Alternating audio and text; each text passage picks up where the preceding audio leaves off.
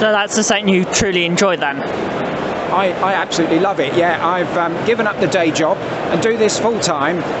Not that it earns enough money for that. I hasten to say there's not much money in it, but there's a whole load of fun and satisfaction in it, and that's why I do it, just for the fulfillment of seeing stories that I've written now as books that people can buy and read and hopefully enjoy, and the pleasure of just simply writing them myself.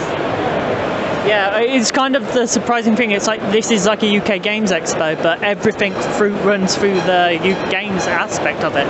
The creativity, the imagination. Would you agree with that? Or? Yeah, to me, game playing has always been what I'd call interactive storytelling.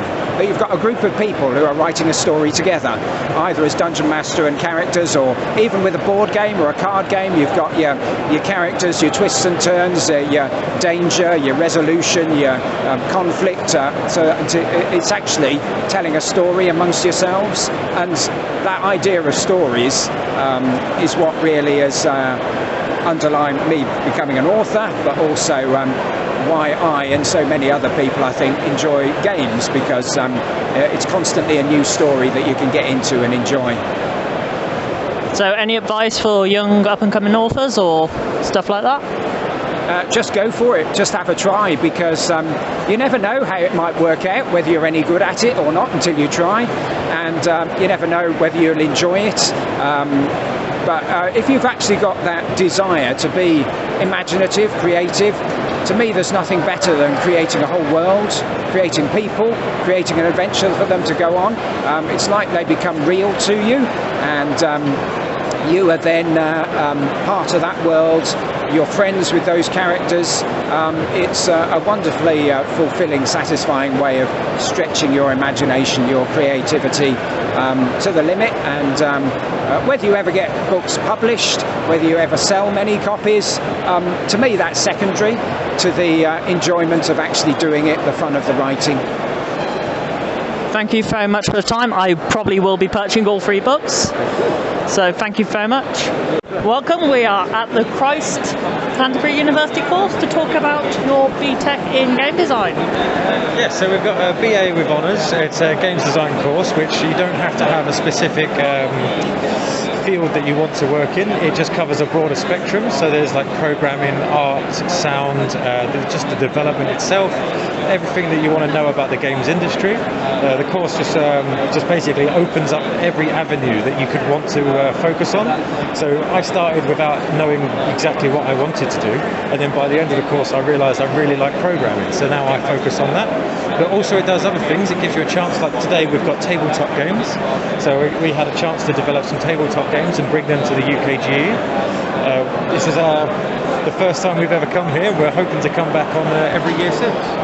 Yeah, it's always good to get people into game design. Yeah. Even with our company, we do focus on esports, right, like the more high stakes, but we also have an in-house game development team. Would you give any advice for any aspiring game designers? So for people that want to be game designers, it's tough at first. Obviously, when you start to develop your own knowledge and your own way of developing games, then it becomes a little easier. You just got to stick through it and make sure you take regular breaks, because burnout is your worst enemy. I can attest to that as a programmer. I can attest to that now. No, so it's really good, and we're always looking for people to get more into this industry, because games is always growing. There's always new games coming out, and it's a great industry that we love. Yeah, it's always good to have a pipeline for getting people into an industry which is quite difficult to get into at times. It can be really difficult. Sometimes it's a dog-eat-dog world, but you just got to persevere and just keep going and never give up on your dream. So how did you, what type of programming do you do at your university? So I focus mainly on, we studied a bit of a 2D and 3D, and I fancied the 2D more. So we use an engine called GameMaker Studio 2. Once I started coding on that, they have an amazing drag and drop system where basically they just use nodes and you just drag them over, you connect them together and you code that way. It explains what they do on them, so you don't have to know too much. And then when you convert that to GML, which is a GameMaker language, then you can start to see what you've been actually coding, and then you learn the language itself. So it took me a few years, but now I can do some raw code rather than using the drag and drop system. and that's what I've mainly been using, Game Maker Studio 2. Thank you for your presentation. I hope to see you more in the future in the next couple of years. Excellent. See what games you pull out. And we look forward to seeing you too. What have you been looking? Look at the... Just talk. Oh, just Yeah. talking on, okay, yeah. Welcome back. We are on UKEXPO with Di. We are here with Ralph Horsley talking about art. So how did you get into gaming art? Well, I've always been a passionate gamer myself, right from being a teenager. I think there was two major influences in my life, really. One was reading Lord of the Rings, and the other was playing Dungeons and Dragons. And those two came together and sort of combined with my passion for drawing, led me down the route to wanting to do game art. I started off originally doing fanzine. This is going back over 30 years, and then I was very fortunate in that I got work with Games Workshop freelancing around the time they set up the Black Library, and since then I've worked with Games Workshop. I've done a lot of work on Dungeons and Dragons, do a lot of work on Magic the Gathering, and a host of other role-playing and games companies throughout my 30-plus year career. I'm kind of impressed just with that resume alone. It's like, are you happy to be back in the UK Games Expo after COVID? I was a little apprehensive coming back into space because we've all been very isolated, but it's great to be back here. It's nice to see that it can, that it's working, that it seems to be sort of a safe and friendly environment, and it's great to be back meeting people who are enthusiastic about my art and seeing other people that I know, because I've been involved in the games industry for quite a long time, and there's a lot of familiar faces here, so it's nice to reconnect with people and see how they're all doing. Any advice for people getting into gaming art? The advice would be if it's something you want to do, then do it. Basically, I think that there are a lot of opportunities within game art. Something about the games industry, I think, is a positive. In a lot of ways, it could be seen as a bit of a hobby industry. So, of course, there are the big players at the top, people like Wizards of the Coast and Blizzard and companies like that, which are big companies. But at the grassroots level, there are a lot of small, independent, small publishers. So certainly there are a lot of opportunities to go and learn the industry, to have your work published, to work with in a professional setting at that grassroots level, and then build that experience. So I've certainly found it very rewarding. I love working in the game industry. I love producing work for games products.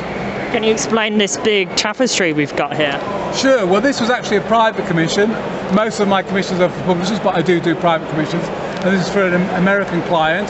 So the original painting was huge, it was something like this, and he basically wanted a fancy barroom brawl.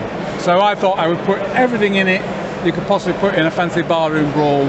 So you've got dragons, goblins, all kinds of weird shenanigans going in. I mean, something that I am sort of known for, and I've always seen as a strength of mine, is crowd scenes.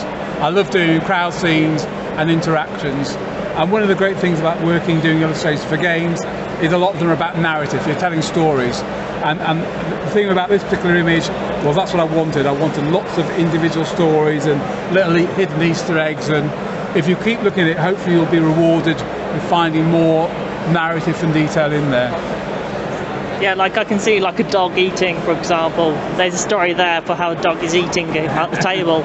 You see the dragon on fire, burning a small dragon in the barroom.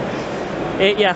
And it starts off with there's two Ace of Hearts here, so I reckon this is where it started off. All classic fancy barroom balls start with someone cheating at cards, don't they? And it's just... You cheated, what? And that's it. And it just escalated so much into this tapestry we see here. Yes, that's it. And I've tried to put a lot of the sort of fancy tropes and things in. Did you create what's with the Labyrinth card game? Okay, so this was a commission. So the publisher, Riverhorse, are the publisher here. They've had the license to do some Labyrinth products. So I did all the card art, which was, so we've got the classic. There we go. We've got David Bowie in all his different incarnations. So the way this works is like a tarot deck. So you've got there's 4 different suits, and then there's a major arcana. So all the key characters in the film are featured in it in one form or other. So this is a fun thing to do, because obviously I did design, well, one half and then flip it to get the card image. So it was interesting to try and get the designs to work, get some interesting interactions going on with sort of things flowing amongst it, or making some interesting sort of patterns and designs with different characters. So yeah, that was interesting to work on, although, you know, working with such a well-respected film, there was obviously a challenge to get it to look close to the original. The expectations would be really high. Yeah. Is there anything you want to sell? Well, I mean, I'm here to exhibit my art. I hope there's things that people will like. I've got a range of, basically I've got a selection of prints over here. So there's prints here for Magic the Gathering work I did, there's stuff I've done for Dungeons and Dragons, there's my personal work, which are these landscapes, which everyone's got a dragon in them somewhere. Over here I've got lots of, again, these are the personal work dragons, so framed dragon heads, so hopefully there's a bit of something for everyone really. Yeah, thank you for your time today. Okay, well thank you for stopping by. That's done.